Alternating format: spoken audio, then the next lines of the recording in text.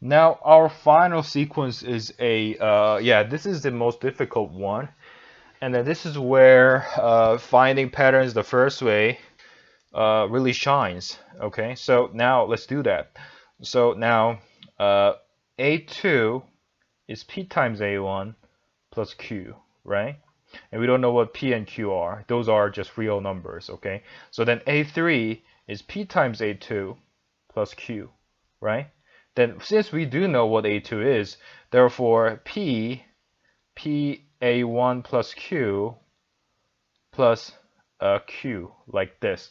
Then this ends up being like P squared A1 plus P times Q plus Q, right? Oh, what the hell? We don't see any patterns here, right? But when this happens and where you don't see any patterns, uh, just be calm, keep calm, and then keep plugging in numbers until you see your pattern. Okay. Then now P3 can be replaced by this one. Therefore, P parenthesis I'm gonna put exactly this into this parenthesis. P squared times A1 plus PQ plus Q and then plus Q. Then what ends up happening here is that P to the power of 3 times A1 plus P squared Q and then plus PQ plus Q. As you see, now we see a pattern here.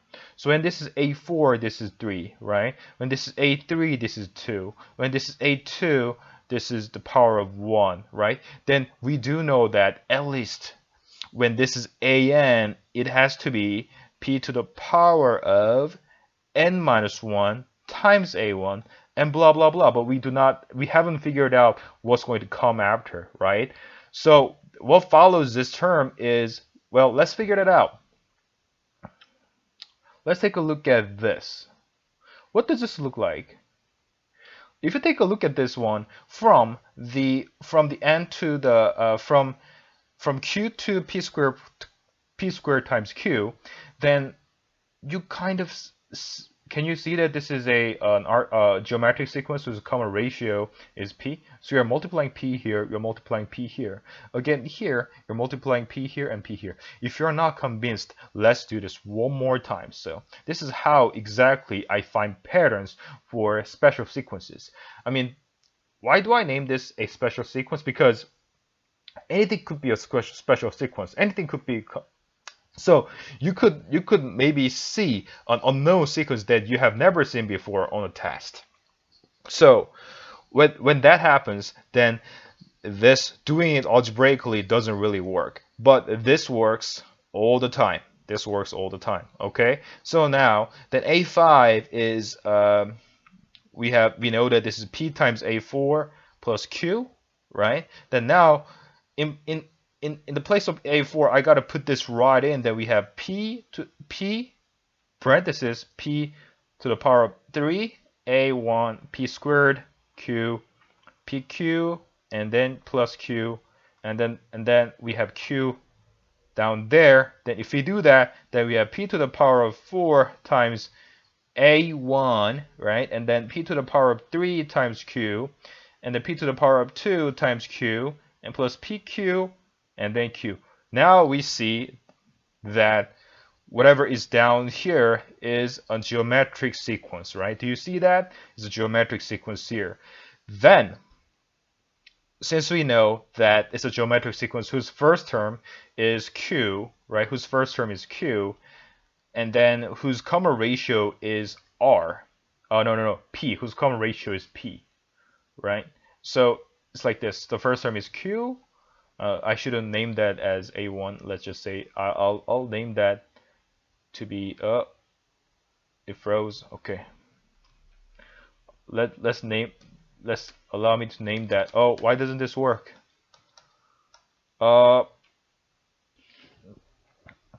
whatever I was writing down was just totally gone. It's really frustrating. But see that, yeah.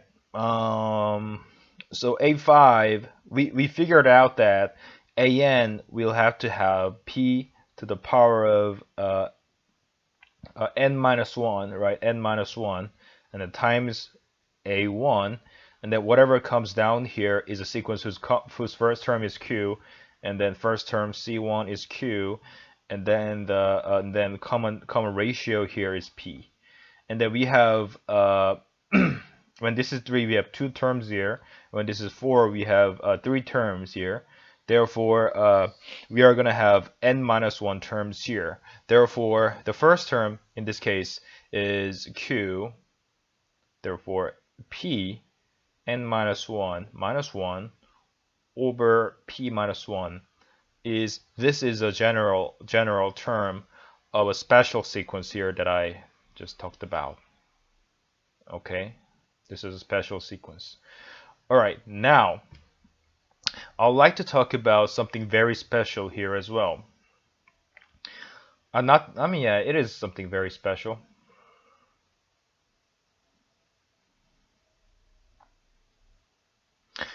Now, I used the first way to define or to find the term, the general term here, right?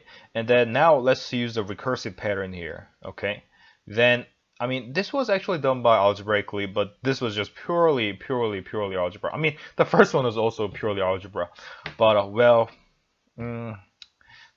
so what I could say, what the difference between the first and the second is that the first one, you just use patterns, okay? You just use brute force, okay? So this is brute force. Whereas the second one, you need to know some knowledge, okay? It is a brute force, so you don't really need to know something special to use the first one, okay? But the second one, you need to know something special, okay? Now, an plus 1, and then we have p times an plus q, like this. And then what we want to do is that we want to subtract alpha, and then we want to subtract alpha here. Sorry, I want to subtract alpha. Why doesn't it work? So I'm subtracting alpha here, okay? So then our purpose is that I want to make this to be a geometric sequence. Well, what is this alpha? Think about it. If you just simplify this, then an plus 1 is pan minus p alpha and then plus alpha. Now we do know that p minus p alpha plus alpha, this one should be equal to q, right? So let's write that down above here. So negative p alpha plus alpha should be equal to q, okay? So this should be kept in mind. And then now, and if you just take a look at this part, okay, then it definitely looks like, so if I just substitute capitalize an plus 1 for an plus 1 minus alpha, and then if I just substitute capitalize an for an minus alpha, then it looks like this. Then as you see, if you move this to the other side like this, then this is a recursive pattern for a geometric sequence, as you see right here, right? Then when this happens, we do know the general term right away, which is an is a1 pn minus 1. But we do know what an is.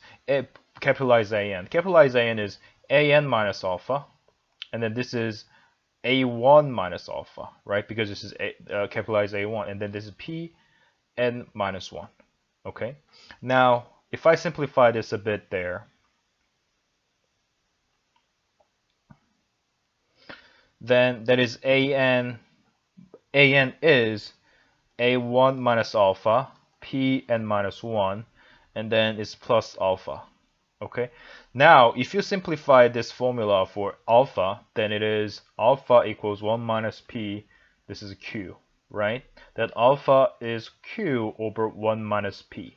So if you replace everything alpha here, if you substitute q over 1 minus p for alpha, then you will generate the same result. I'll have you do that alone. All right, this is it for today.